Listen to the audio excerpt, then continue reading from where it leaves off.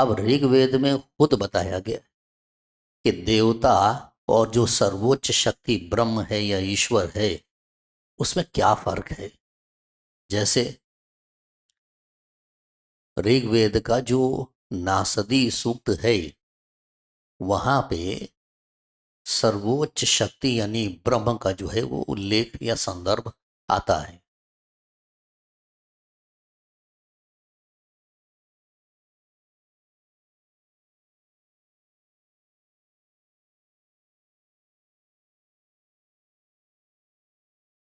नासदी सूक्त original Rigveda से पढ़िए पूरा, क्या है कैसे है।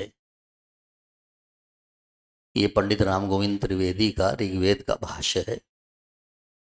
बहुत पहले मैंने पढ़ा था, फिर इस बीच जब से ये व्हाट्सएप की दुनिया आई तो मुझे लगा कि अभी इसका भी पीडीएफ बनाना पड़ेगा, नहीं तो मैंने इसको 2005 में पढ़ा था। तो बात करते हैं, त्रिष्टुप छंद है, मैंने आपको बता भी रखा है। उस समय वाह प्रलय दशा में असत यानी सियार की सींग के समान जिसका अस्तित्व नहीं है, नहीं था, मतलब कोई बुराई नहीं थी उस समय, कुछ भी नहीं।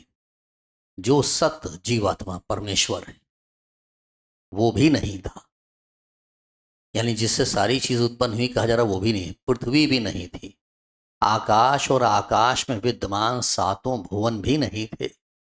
7 यूनिवर्स, 7 आसमान, लोग कहते हैं ना 12 सातवें आसमान पे।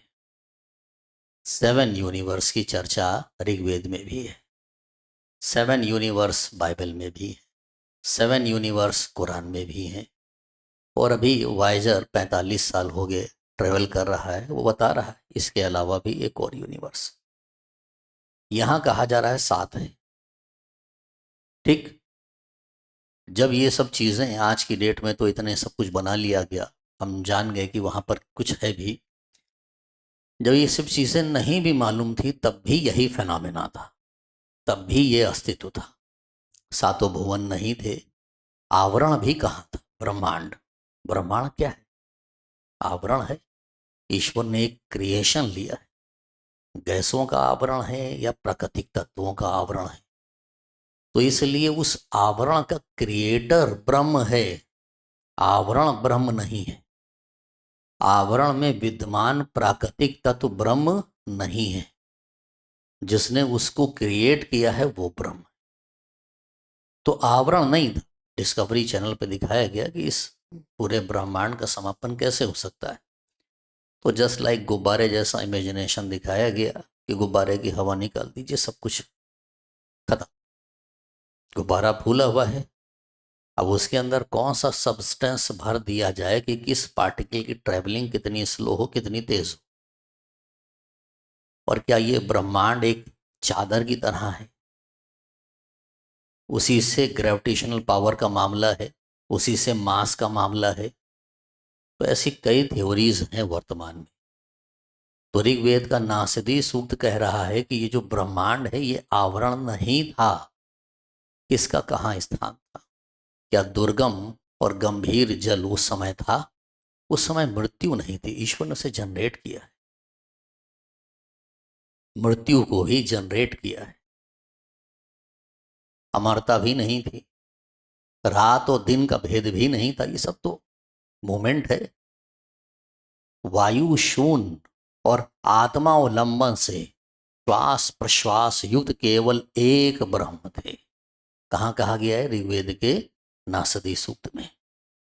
केवल एक ईश्वर था, उसे सांस लेने की जरूरत नहीं पड़ती, सारी चीजें उसके अधीन है।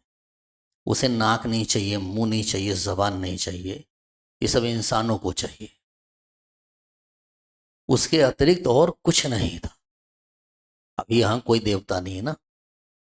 अब ईश्वर ने जब उत्पन्न किया है सारी चीजें, सृष्टि के प्रथम अंधकार व माया रूपी अज्ञान से, अंधकार व जगत का ढका हुआ था, तभी अज्ञात सब जलमय था। अविद्यमान वस्तु के द्वारा वो सर्वव्यापी आच्छन्न था। ये जो सभी अज्ञात और सब जलमय था, तो आपने देखा होगा विष्णु की जो शैया है शेषनाग पर, वो सागर पे ही दिखाई गई है। हम अभी तो जल का जो अनुभव कर पाते हैं वो पृथ्वी पर ही अनुभव कर पाते हैं। क्या हम कोई एक ऐसा अनुभव भी कर सकते हैं कि इस ब्रह्मांड के बियॉन्ड भी कुछ जलमय है? भाई हम तो जिस बबल में हैं जिसे ब्रह्मांड कह रहे हैं, ये बबल अगर खत्म हो जाए तो हमको दिखाई पड़े ना उधर क्या है। अभी तो हम बबल के अंदर की चीजों को ही नहीं समझ पाए, बबल की लेयर्स को नहीं समझ पाए हैं, क्योंकि बबल्स की लेयर के एक पॉइंट जिसे पृथ्वी कहते हैं उसमें हम लोग हैं। तो जब ये आवरण अगर खत्म हो जाए जिसे ब्रह्म ने बनाया, तो हम जान पाए कि उसके उस पार क्या है। क्या उस पार ऐसी कोई जल निधि, कोई चीज जिनसे ये चीजें उत्पन्न की गई, या जिस पे कभी ईश्वर का वास था? विष्णु जिस तरीके से जल पे निवास करते हुए दिखाए गए हैं, बाइबल की बात करोगे आप, कुरान की बात करोगे, उसमें भी यही लिखा मिलेगा कि ईश्वर का अर्श पहले पानी पे था, फिर वो अपने दूसरे अर्श पे जा ठहरा। तो अर्श पहले पानी पे था, फिर वो दूसरे अर्श पे जा ठहरा। और यहां भी वही है कि सब जलमय था, अविद्यमान वस्तु के द्वारा वो सर्वव्यापी आच्छन्न था। तपस्या के प्रभाव से वही एक तत्व उत्पन्न हुआ। ईश्वर की इच्छा कह लीजिए, यज्ञ कह लीजिए, जो भी चीजें कह लीजिए।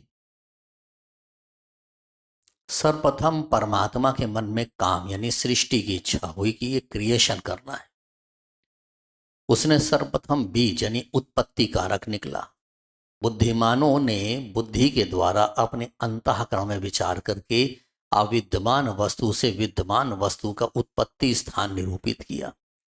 यानी ईश्वर तो अविद्यमान ही दिख रहा है, और अविद्यमान ने विद्यमान वस्तु को एक तरीके से कहा जाए क्रिएट किया, वो क्रिएटर है।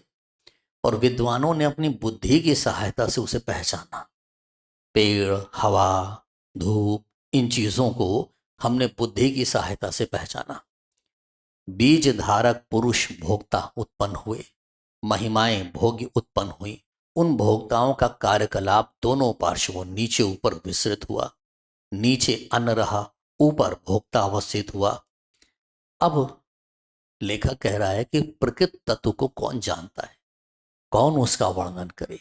भाई आप केवल अगर इंसान के शरीर का उल्लेख करना चालू कर दें, तो जीन से लेके सारी चीजों पे जब आप पहुंचेंगे तो आप खुद परेशान हो जाएंगे कि वाकई ये संरचना कितनी जटिल है। एक ब्रिटिश वैज्ञानिक या कहा जाए बायोलॉजिस्ट हैं, रिचर्ड डॉकिंस।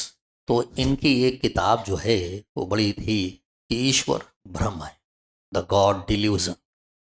तो इन्होंने कहा ईश्वर नहीं। इन्होंने दावा किया था कि मेरी किताब पढ़ने के बाद आप अपने धर्म ग्रंथ को ड्रॉर में डाल देंगे। पर इनकी किताब पढ़ने के बाद उसी को ड्रॉर में रख दिया गया, क्योंकि इन्होंने भी किताब में एक्सेप्ट किया है कि ईश्वर नहीं है। ये कहते हैं, लेकिन कहते हैं कि यदि ईश्वर है तो बहुत जटिल। तो ये जो क्रिएशन है, सारी क्रिएशन, न केवल मनुष्य की, इस पृथ्वी की और पूरे ब्रह्मांड की क्रिएशन की अगर हम बात करें, तो उसका विवरण कौन दे सकता है? ये सृष्टि किस उपादान कारण से हुई? ईश्वर के मन में क्या था? ईश्वर इस सृष्टि को उत्पन्न करना चाहता, किस निमित्त कारण से ये विविध सृष्टियां हुई? तमाम सारी हैं। देवता लोग इन सृष्टियों के अनंतर उत्पन्न हुए। देवताओं को किसने उत्पन्न किया? ब्रह्म ने, ईश्वर ने। तो देवता ब्रह्म है? नहीं, देवताओं को ईश्वर ने उत्पन्न किया इस क्रिएशन के बाद। यूं समझिए ये एक प्रकार से व्यवस्था संचालक है। इन्हें ईश्वर ने उत्पन्न किया, इन्हें जो शक्ति प्रदान की, उसी से ये व्यवस्था चलाते हैं। जैसे एक एग्जाम्पल, वायु, अग्नि, ये सारे देवता जो थे, जब इन्होंने असुरों को पराजित कर दिया, किसी समय पृथ्वी पे असुर रहते थे। मैं धर्म ग्रंथों की बात कर रहा हूं, बाकी हिस्ट्री की बात करेंगे तो फिर चर्चा कर लेंगे। शायद वो हमारे ही जैसे थे। इसी को देवासुर संग्राम कहा गया है। देवों और असुरों में संग्राम हुआ।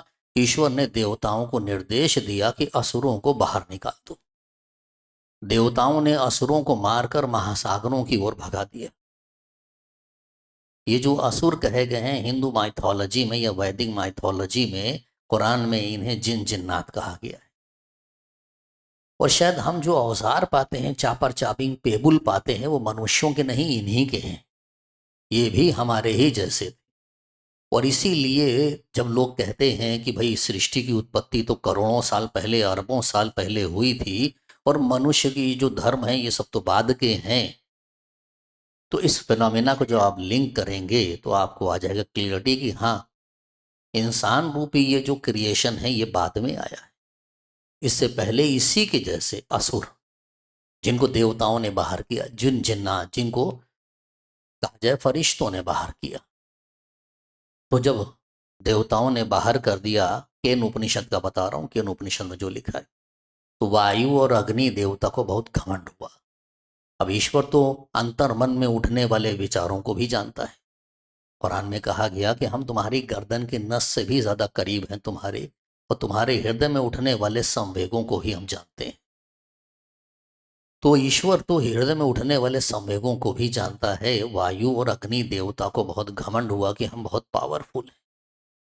तो केन उपनिषद में कहा गया कि ईश्वर यक्ष के रूप में उनके सामने उपस्थित हुआ और उसने एक तिनका रख दिया।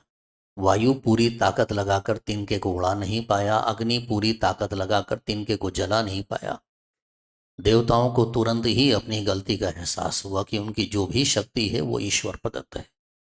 कहा गया यक्ष अंतर्ध्यान हो गया, हेमवंती उमा प्रकट हुई। उन्होंने कहा वो यक्ष नहीं, स्वयं ब्रह्म था, जो देवताओं के मन में उठ रहे इस विचार को जान गया था।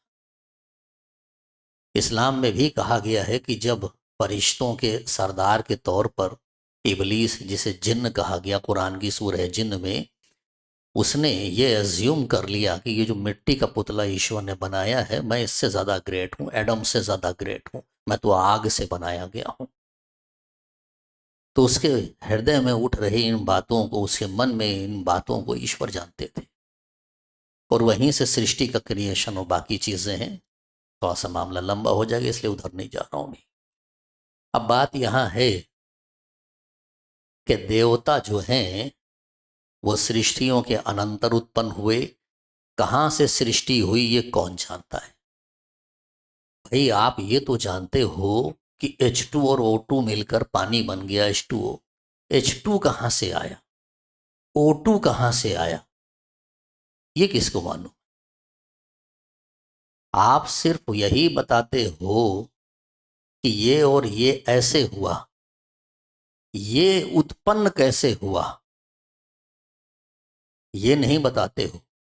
आज आप कहोगे कि साहब वो जीन को रीड कर लिया, ये इसके मिलने से ये होता है, सब सही है आपकी बात। ये तो एक मैट्रिक्स है जिसे हम सॉल्व कर रहे हैं, समझ रहे हैं, बट मैट्रिक्स का क्रिएशन कहाँ से हुआ